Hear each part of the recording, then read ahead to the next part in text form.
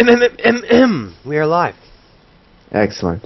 Alright, this is episode 7, game 4.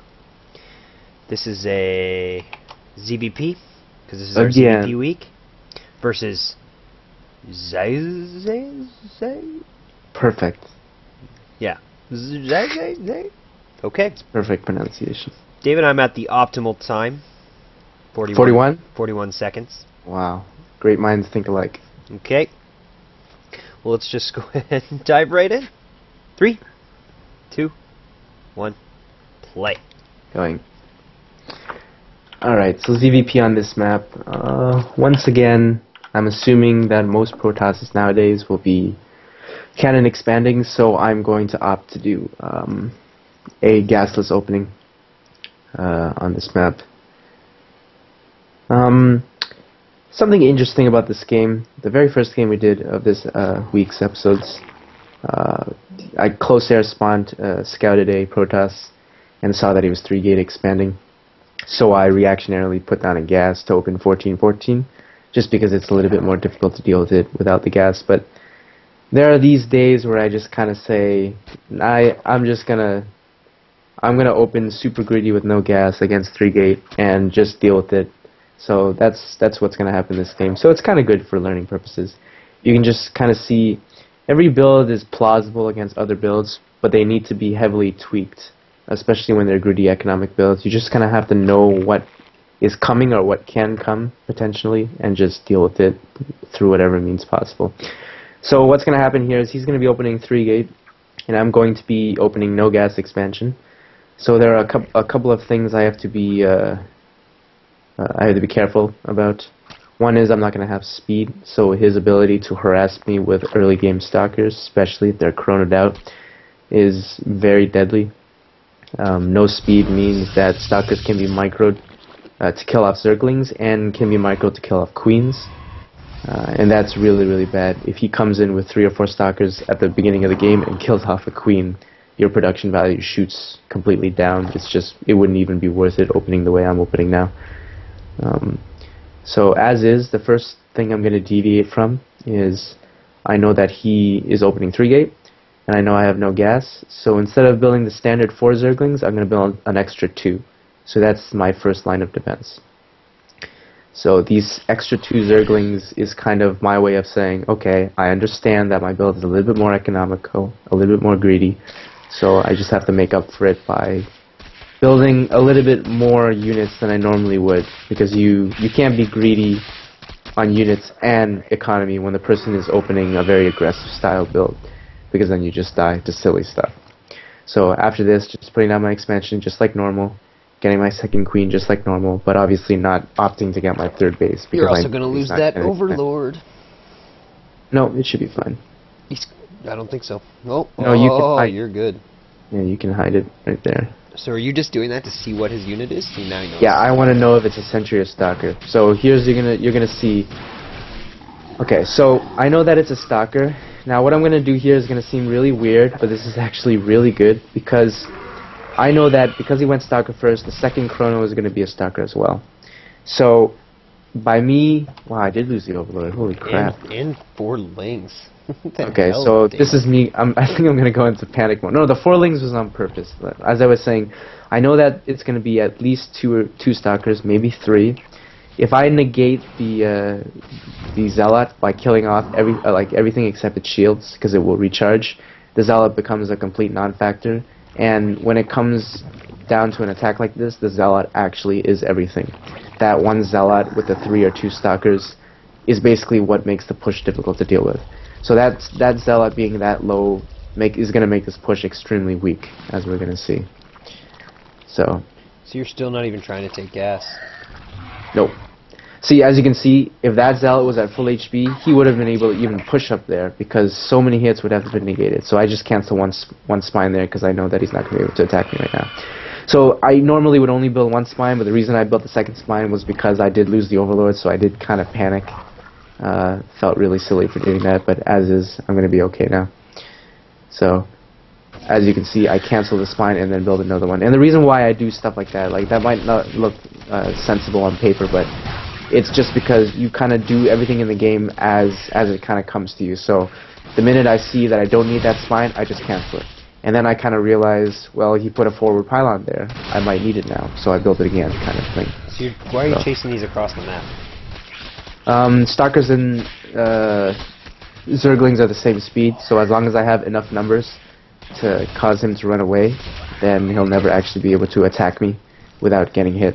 So that allows me to take away that forward pylon, so that's fairly good for me. Alright, so now I take my gases finally. I believe I took them out at about 36, very, very late. And I have 3 spine crawlers, so I know at this point I'm very, very safe against the ground army attack. So the only thing I have to be wary about is he going into Void Ray play or is he going into DTs? So I'm going to be putting down my Evolution Chamber now, which is a really good time because he invested so much in Stalkers at that stage of the game. So that is quite a heavy gas deposit. And I see here that he invested in sentries behind that also with an expansion. So there's absolutely no way he could have afforded Stargate play at this point, or DT play. DT play is even more gas heavy. So at this point I'm very safe to drone up, just trying to saturate 2 bases as fast as I can. These spine crawlers give me a lot of freedom to drone behind this, because if I know an attack is coming, I can actually build the units as the attack is coming towards me, because these spine crawlers will buy me time. And also he can't just walk into 3 spine crawlers, he'll lose quite a few units. So I'm just going to be layer teching at this point and clearing my rocks in order to take my 3rd. So at this point in the game I'm just trying to saturate 2 bases. I don't know what tech path I'm going to be going into yet, just because I don't know what tech path he's going to be going into yet. If he's going to be attacking me with an all-in at this point, I will just be building more spines and relying on purelings.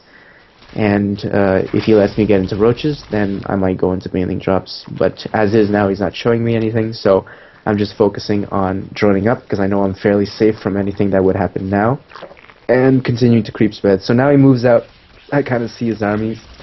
It does look quite big, but 3 spine crawlers is extremely powerful compared to just the regular 1 that you would build.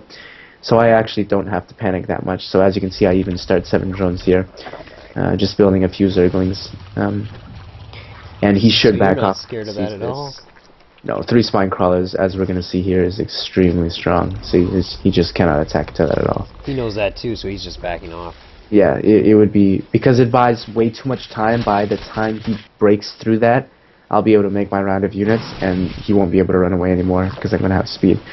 So now I know that he's teching into something most likely Robo-ish, maybe, or maybe even Blink. So this gives me time to tech up. So I'm going to be putting down my Spire here. I'm going to build these 4 roaches just because my gas deposit into Mutas is going to be so much later than what it is before. Well, that's kind of funny. My drone is going to kill that. That's a huge run by. Yeah, so this is quite nice.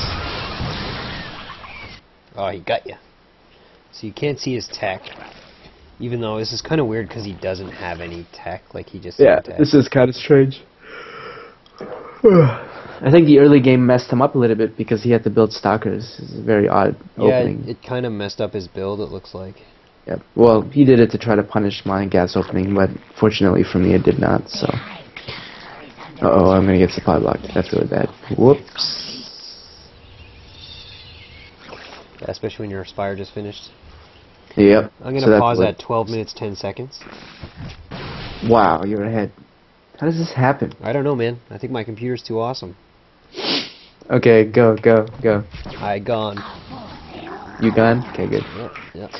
Alright, so he's attacking me into the... he's attacking me now, but because I don't see any tech, I'm kind of worried that this is a lot of gateways.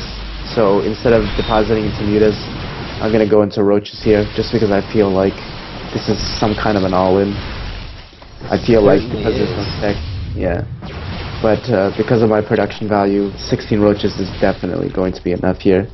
So it looks like he's going to have to back up anyways. So you're not even going to use your Spire? Well, I will, once I stabilize. Yeah, you need to... Yeah.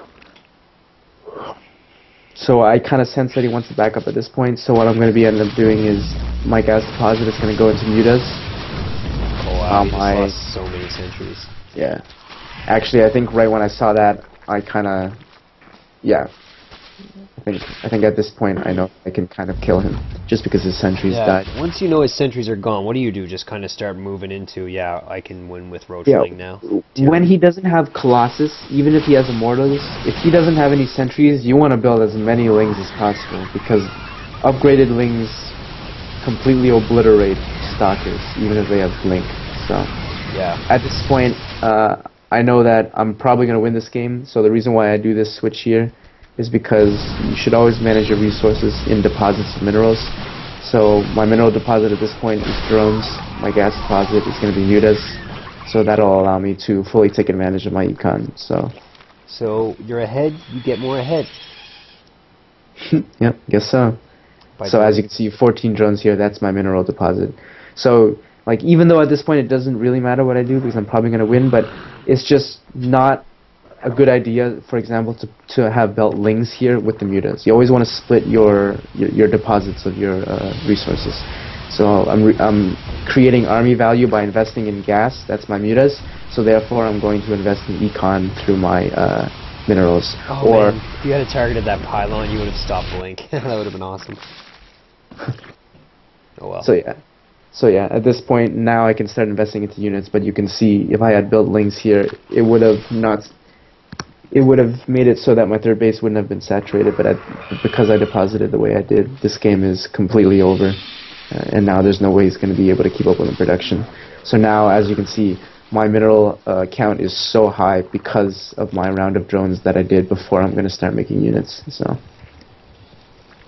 at this point, I'm just going to try to do as much damage as I can with the mutas, and eventually just attack into him. There's not really much you can do at this point. So. Okay. Yeah. I agree. He's just hanging on to try to get Templar out because Templar kill things. Yeah, well, if he went into Robo Colossus at this point, I would be able to just roll. Yeah. My muta count would just hit such a high number.